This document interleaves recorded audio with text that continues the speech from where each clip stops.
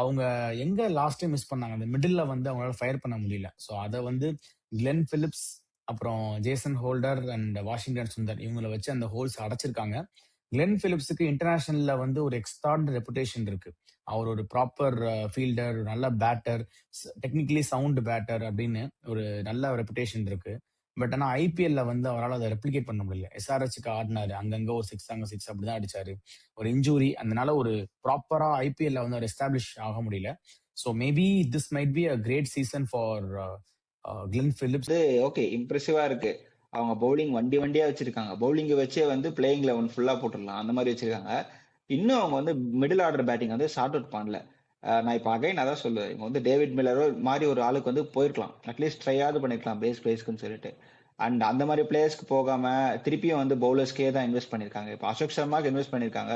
அவர் வந்து 140+ போடக்கூடிய bowler. But யாருக்கு பதிலாக ஆட வைப்பீங்க? சிராஜ் வந்து ரெப்யூட்டடு, பிரசித் கிருஷ்ணா ரெப்யூட்டட்.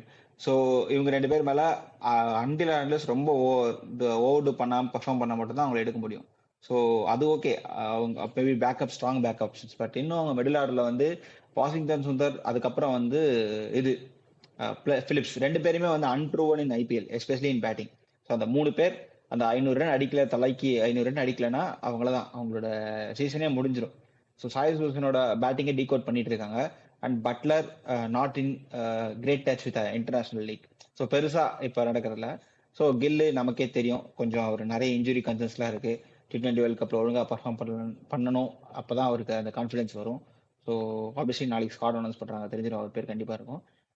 நண்பர்களே,